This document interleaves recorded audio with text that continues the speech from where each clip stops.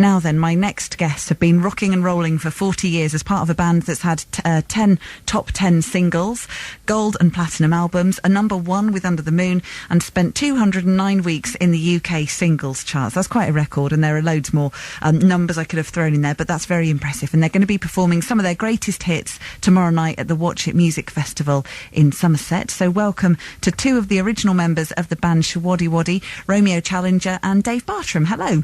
Hello. Hello. Thank you. So you two aren't together, aren't you? You're actually in very different locations at the moment. I'm in sunny Woodhouse Ease, which is in Leicestershire. And I'm on the island of Madeira, in looking at the sea and the boats sailing gently past under an azure sky. And I won't wax any more lyrical, but you are enough for me. You are in shorts and a t-shirt, aren't you, Dave? Yeah, very much so. But I gather it's quite nice there today. It's not bad, actually, is it? Well, all of it. I'm in shorts and underpants in my living room. Okay, that's quite enough. And you'll be glad to know that I'm in trousers. Okay, so what have you guys been up to then? Just to kind of bring everyone up to speed, what's Showaddywaddy been up to, Romeo? Well, we've been touring all over the place. I mean, like, people seem to think that, we sort of disbanded or something like that. But I mean, from the minute we went on stage, started the band in 1973, it's been an ongoing situation to date. We've just working all over the place. Yeah. Playing concerts and arenas and stuff all over the place. So, yeah. Okay. It's ongoing. And, Dave, just rewinding right back to the start, how did you all get together? Just remind us. We amalgamated, 2 4-piece bands amalgamated at a venue just outside of the city of Leicester, our hometown. And I suppose you could say the rest is history. And that was that. You got discovered, didn't you? We did. I mean, we were picked up by a management company in 1973, and within a few months we'd wangled our way onto the New Faces show, which was, I suppose, the Britain's Got Talent of its day. And we won that hands down, and, all the record companies in the country, on the planet, in fact, seemed to want to sign the band at that time. Yeah, but you just interject there. Actually, we didn't win the competition, did we? We came second. We won the first show. You won the first show, but obviously we didn't win the All Winners. No. Yeah, nobody seems to do well. But if you win some of these talent competitions, they never seem to do well. It's the second and third places that do well. I.e. One Direction and bands like that. Yeah, so do you keep an eye on these talent shows then and see new talent up and coming? Well, does. I do, because that's what's out there. Yeah. And I'm an avid TV watcher. When I'm not gigging, I'm always in front of the box anyway. Romeo is a telly addict. Yes, I am. Without video, plus his life would be nothing. That's right. Well, I'm a drum kit. A drum kit helps. Yeah, that too. Of course. Dave, you've sort of written a bit about the band as well, haven't you? You've got a book. Yeah, my first book is out as we speak, called The Boys of Summer, which was released a couple of months ago, which it doesn't actually delve back throughout the band's career. My second one will do that, but it goes back to 2005 when we undertook a string of caravan park dates up and down the length and breadth of the United Kingdom, and what sort of could go wrong did go wrong. And, no. So I decided to cover that in a kind of humorous vein. Was it humorous at the time, or is it just after 8 years have passed? I'm sorry? Was it humorous at the time? No, certainly the majority of the aspects weren't at all humorous, but there's loads of tales to be told, as Romeo well knows. There's thousands of them, and there's plenty more where those stories came from. Can you share one with us, perhaps about what it was like when you pitched up at one of these places where things weren't going to be good? Well, I remember one night we'd gone back to our caravans, and it was actually a really, really pleasant, balmy evening.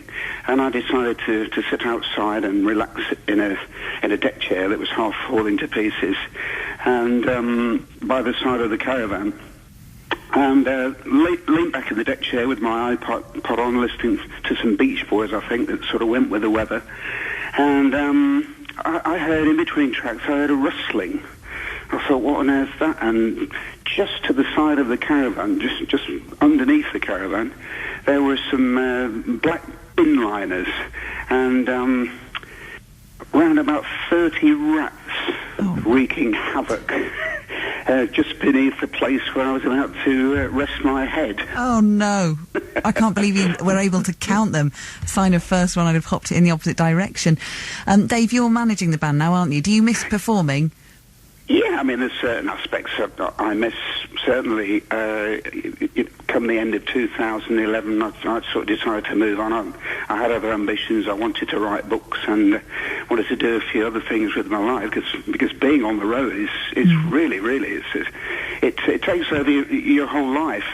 And of course, I miss seeing Romeo and Rod, who are both very, very close friends, and there are certain aspects of performing that I miss as well. But all in all, I'm the kind of guy, once I've moved on, that's basically it. There's no looking back. But with wearing my manager's hat, I've got the boys as busy as they've been for years. I bet you have, cracking the whip. And Romeo, what's it like for you? How do you deal with the changing lineup of the band? Obviously it's very difficult indeed, because you can imagine. Dave, we've been with David for 39 years, 39 years. So it was a big wrench, really. Obviously for a singer, it is. Dave's shoes is. He has size 10 shoes, I think, whatever. But they are big to fill anyway. It's a big ask for anybody to come in to try and fit into Dave's shoes. Did you ever think it was going to be over? No, never. It was never. Never the case of that.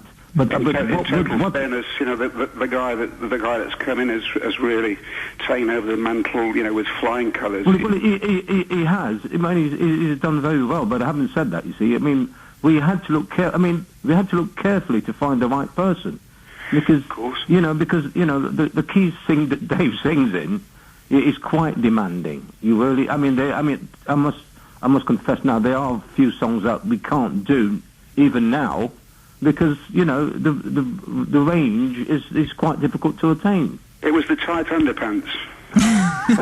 Well, I hope you passed on that tip, otherwise it won't be quite the same. Can I ask you both, just for looking back at sort of some of the highlights and some of the best bits for you, Romeo? Well, the best bits obviously was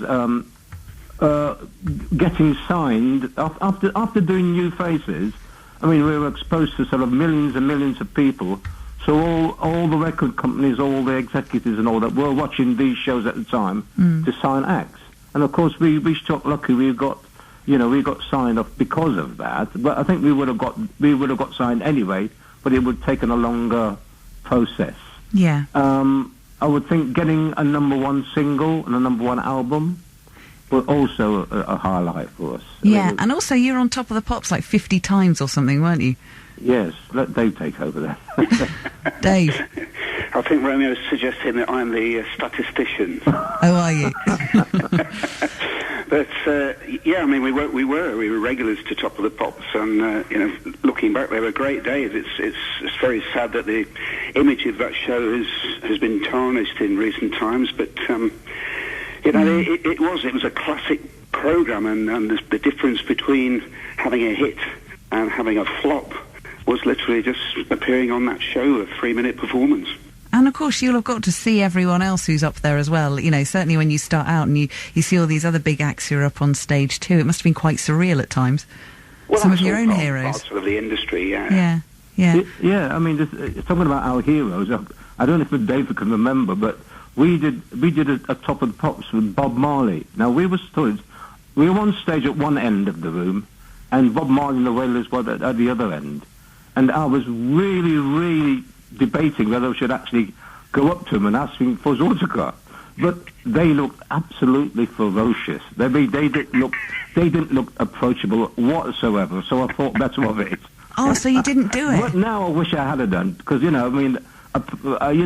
picture with Bob Marley would have taken pride and place in my in my house. So Yeah. Sure, I did exactly the same, actually, in a restaurant where I was sat on a table next to where Peter Gabriel was sat, and I completely froze. I was totally in awe of the man, and I really just wished I'd stood up and just said, thank you for bringing me so much pleasure, something like that. But no, we rubbed shoulders with a lot of very, very famous people. Yeah, the real artists. That's Bing Crosby and Cliff Richard and Vera Lynn and all sorts of people from all the generations of the music business. And I suppose in many respects we were very, very privileged to do so. Yeah, well, look, thank you very much for joining us on the afternoon show. We're out of time. The show finishes at 4:00 and I want to squeeze in one of your songs. But have fun in Watch It when you play the Watch It Music Festival. Hope it's a really good gig. Thank you both. So I can't be there, but I'm sure it's going to be a great night. It's going to be rocking. Especially if the sun shines. Yeah, I'll be there and hopefully it'll be great. It will be. Thank you very much, Romeo Challenger